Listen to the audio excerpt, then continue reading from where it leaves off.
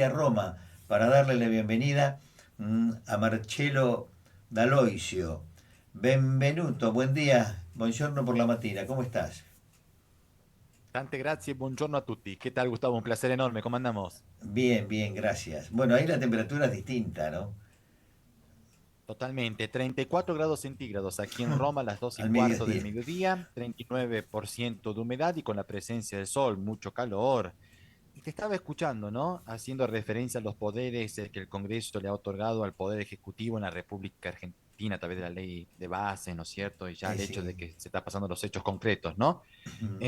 Aprovecho, abro y cierro una paréntesis. No queremos tomarnos el atrevimiento de dictar clases de derecho constitucional comparado, específicamente concentrando la atención respecto a lo que ocurre acá en Italia. Pero como aquí nosotros en Italia nos encontramos en una república parlamentaria, el Parlamento, el poder legislativo es central, es estratégico Claro. en la vida política. Además, ¿no es cierto? El gobierno refleja la mayoría presente en el Parlamento, ¿no? No existe un gobierno de minoría, jamás, porque si no, no tendría vida ese gobierno. Cuando existe la necesidad de pasar el poder, para hablar pobremente, legislativo al ejecutivo, acá nosotros tenemos una figura constitucional que es el decreto legislativo. O sea, el Parlamento decide hasta el punto y la coma, los dos puntos, o sea, todos los mínimos detalles. A ver, en pocas palabras, el Parlamento lo que hace es realizar, digamos, un marquito como si fuese un cuadro, un marco de un cuadro. Dentro de este marco, fuera de este marco, vos, Poder Ejecutivo, no te podés mover. Nosotros te autorizamos a que hagas esto, esto y esto, ¿no?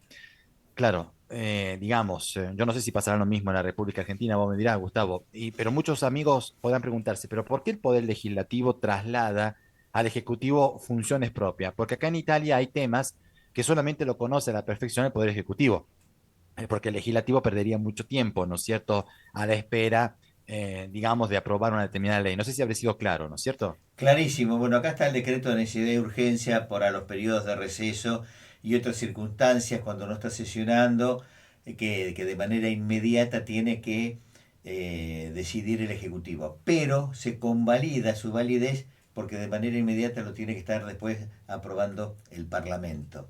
Bueno, Claro. esa es parte de Acá la... nosotros tenemos, Gustavo, también el decreto de necesidad de urgencia que llamamos decreto ley. El decreto Claro, ley, en cambio, es cuando el Ejecutivo se reemplaza al Parlamento de prepo, para hablar claro. claritamente, para tomar una decisión que no puede esperar el trámite parlamentario, pero ese decreto entra inmediatamente en vigencia apenas se publica en el boletín oficial al día siguiente, para ser honesto, y el Parlamento tiene la obligación de aprobarlo, transformarlo en ley en 60 días. Si no llegara a transformarlo en 60 días, ese decreto ley pierde vigencia, ¿no es cierto? Entonces acá tenemos dos figuras, el decreto Sí. ley y el decreto Y, legislativo, que son dos herramientas de traslado de funciones normativas al Poder Ejecutivo, al gobierno, ¿no es cierto? bueno, ahí hay plazos y acá los plazos son más en el tiempo. Esa es Claro. la diferencia y que convalida precisamente la validez o la invalidez de esa necesidad y urgencia. Este es Ustedes mucho más tienen más claro. tiempo porque en Argentina existe el sistema presidencialista. Como acá Claro, tenemos una república parlamentaria, el Parlamento es claro. muy celoso a la hora de otorgar propias funciones al Poder Ejecutivo, ¿no es cierto? Bien. Bueno, ya que estamos en temas del Ejecutivo, Europa sigue sin reconocer las elecciones en Venezuela. Absolutamente. Resulta ser que a través de un comunicado se le ha pedido desde Bruselas al Consejo Nacional Electoral, justamente venezolano, que publique las actas oficiales. Hoy nos hemos enterado que este organismo ya le pasó a la Corte Suprema de Justicia las actas. Veremos si se publican. Hasta ahora acá no se sabe nada, ¿no es cierto? Ya que sin pruebas, dicen aquí en Bruselas los funcionarios de la Unión Europea que lo respalden, los resultados no pueden ser reconocidos. Y además, el bloque europeo ha pedido una mayor verificación independiente de los registros electorales, ¿no? ¿Qué dice el comunicado? Que los informes de los observadores extranjeros, Gustavo, afirman claramente que las elecciones presidenciales no cumplieron las normativas internacionales de integridad electoral. No las cumplieron. Y claro, ante esta postura europea, el presidente venezolano Nicolás Maduro ha calificado al bloque comunitario de vergüenza, mientras que el opositor Urrutia, el mundo Gonzalo Urrutia, en cambio agradecido, podrán imaginarse a la Unión por pedir el respeto a los derechos fundamentales de la ciudadanía, ¿no? Lo que sí, yo no sé si ustedes lo habrán puesto de relieve en la jornada de ayer, pero el Papa Francisco se ha manifestado, Gustavo, respecto a la preocupación suya por Venezuela, ¿no? Porque muchos lo habían acusado Mm. de haberse quedado callado, de no haber expresado una opinión al respecto. Lo que pasa es que el Papa no tuvo la posibilidad pública de hacerlo. como durante el mes de julio el Papa está en receso, está en licencia, no tiene audiencias generales, la primera, digamos, aparición suya pública fue el domingo, durante el Ángelus Dominicana, mediodía nuestro, y fue allí que el Papa expresó su preocupación por Venezuela, que está viviendo una situación crítica, dijo él, y él hizo un llamado sincero a todas las partes a buscar la verdad, a ejercer la moderación, a evitar cualquier tipo de violencia, a solucionar los conflictos con el diálogo y a tener en el corazón el verdadero bien de la población y no los intereses partidistas. El problema es que le hagan caso al Papa, ¿viste? Ese es el problema. Obviamente, obviamente. Bueno, el Papa también tuvo un mensaje interesante donde convoca la lectura y que se deje mucho el uso de las pantallas, dijo, Sí. de la tecnología digital, y que alcanza también a los sacerdotes, seguramente los más jóvenes, que están creciendo como todo el mundo, como todos los jóvenes, con la tecnología en la mano, y de ahí la formación también, y a veces se olvidan de algún libro, ¿no? Absolutamente. Te digo además, él aconsejó a leer, sobre todo ahora que estamos de vacaciones de verano para muchos que tienen la suerte de estar de vacaciones, evidentemente a leer muchas poesías, poemas, literatura, en los libros, no a través de la pantalla. Aparte el Papa, para ser honesto, no soporta los teléfonos celulares, le tiene un odio que ni te cuento, absolutamente, ¿no? A pesar que lo usa, porque cuántas veces han tenido que interrumpir una audiencia general por haber recibido una llamada telefónica al celular. Él, más bien, digamos, es, a ver, partidario del teléfono fijo, el teléfono de línea, él tiene su agenda no digital, sino la que usaba cuando era arzobispo de Buenos Aires, efectivamente, y no se pierde un cumpleaños que no te llame por teléfono a tu casa o a tu oficina, ¿no es cierto? Él no ama demasiado el celular y por eso muchas veces le pide, sobre todo a los jóvenes, ¿no? Que traten de alejarse un poquito más de la pantalla y apostar por las relaciones físicas interpersonales, que es lo mejor, ¿no? A través de mensajes fríos, ¿no es cierto? No, en un punto tiene razón. Distinto es el diálogo y la mirada cercana, caminando en un paseo o sentado en una mesa. Ah, Tiene otra riqueza. Eh, el otro facilita, sí, es facilitador. Pero bueno, en el cultivo de las relaciones es precisamente el verse la cara. bueno, vos entras a un restaurante acá de Roma, sin ir más lejos, encontrás más celular en una familia tipo que plato y copa, ¿no es Sí, cierto? Porque por lo menos tienen dos teléfonos cada uno. Y lo peor de todo, porque me ha tocado a mí ver matrimonios jóvenes con chicos pequeños que están los cuatro, los cinco en la mesa, todo arriba de la pantalla del celular, tal cual. mensajeando y no se hablan entre ellos. Entonces, ¿para qué fueron al restaurante? ¿Para pasar un grato momento juntos o para seguir con tus relaciones personales individuales? No quiero llegar a tal punto como el Papa siempre nos aconseja tener el televisor apagado cuando estamos almorzando y cenando en familia, ¿no es cierto? Pero por lo menos el celular, digamos, si lo dejas 10 minutos, 15 minutos, media hora cuando estás almorzando con la familia, no se acaba el mundo, ¿no es cierto? No, no, hay familias que mantienen no solo el celular apartado y conjuntamente con ello también el televisor apagado para que sea un momento de diálogo, los chicos se acostumbren precisamente a ese momento Ah, y poder tener, ¿no? Lo que van haciendo en la escuela de acuerdo a las etapas y tener un diálogo distinto y enriquecedor. Pero bueno, son los alcances hoy de las familias tan particulares en un mundo donde a veces se encuentran en un momento del día o en la noche para descansar y a veces para una cena y cuestiones de trabajo hace que uno llegue más tarde. Bueno, tienen que buscar el momento y los celulares o la televisión no va a ser el mejor amigo para diálogos interfamiliares, interpersonales.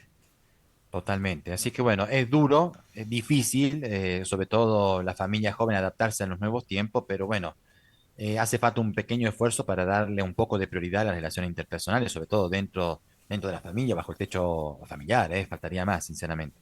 Bien.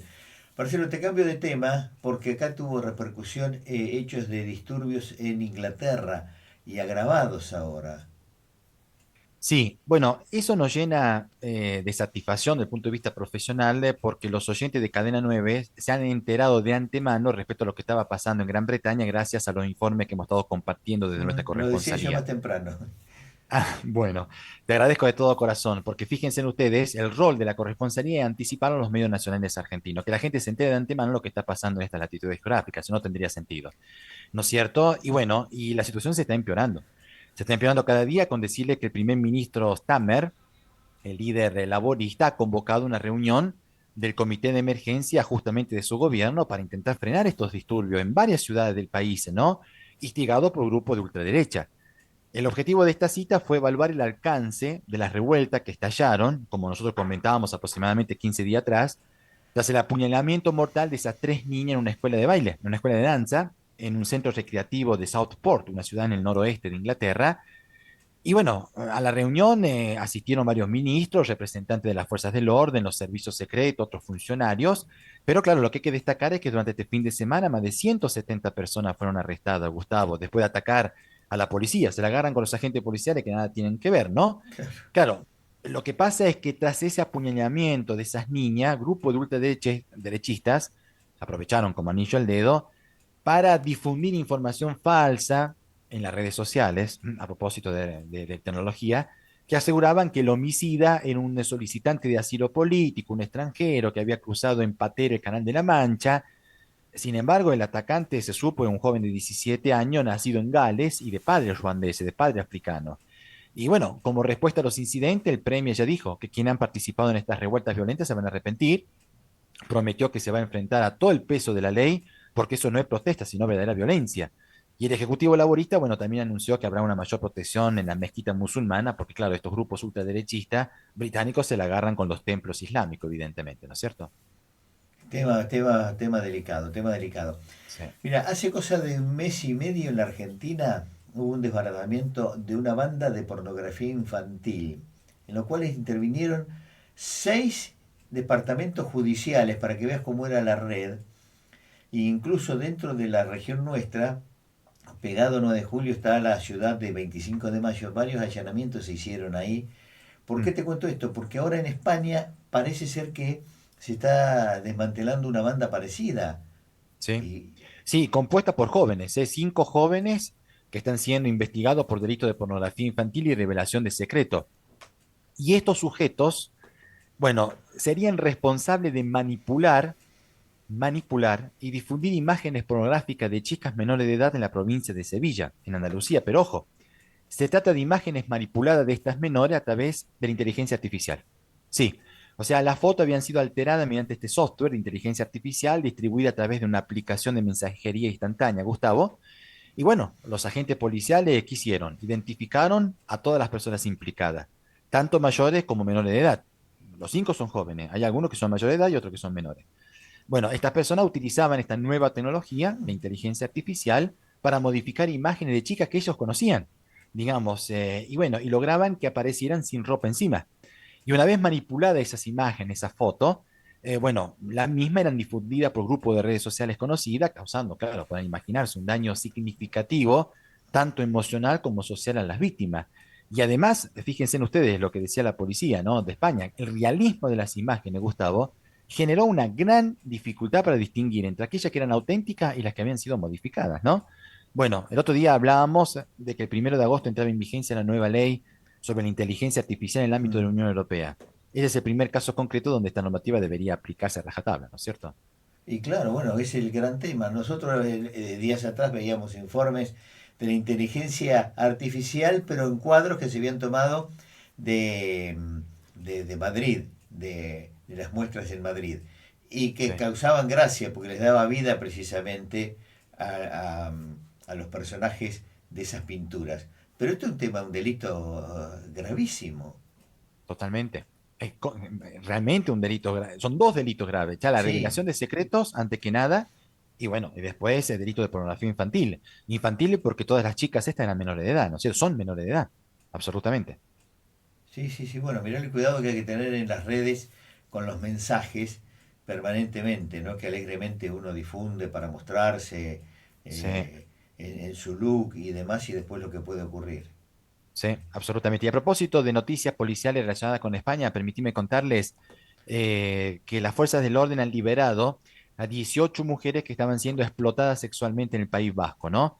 Recién nos acaba de llegar la información, en el operativo se ha detenido al dueño de un local donde las chicas ejercían la prostitución y se está investigando también a su pareja sentimental. Y en ese local, bueno, era habitual el consumo de droga, inclusive entre los clientes quienes la adquirían en el mismo club, en definitiva. Bueno, los agentes incautaron en el allanamiento que llevaron a cabo en las habitaciones del establecimiento 75 gramos de cocaína, más de 26.000 euros en efectivo así como numerosas libretas y cuadernos con anotaciones sobre los servicios sexuales de la chica y sus horarios, ¿no? Pero bueno, gracias a la revelación de unas de ellas, se llegó a concretar este operativo importante, por lo cual no hay que tener nunca miedo de denunciar porque la policía siempre sale en defensa de esta esclavitud del nuevo siglo, como la calificaría el Papa Francisco, ¿no es cierto? Sí. Marcelo, mira, me quedé pensando en lo que venimos conversando, porque las prestaciones de Instagram y de Facebook hoy Sí, solamente te permiten hacer transmisiones en la pantalla vertical, en lo cual se va a tomar normalmente de cuerpo entero. La pantalla, la imagen horizontal te permite ser el denominado que conocemos nosotros de la comunicación, el plano americano, que tenés claro, mucho más preservación y se te va a ver más la cara y algún otro gesto, pero no el cuerpo entero. ¿Por qué cuento esto? Porque en el marco del hecho delictivo de estos jóvenes en España permitiría también la adulteración de eso porque no tienen ya la imagen del cuerpo entero.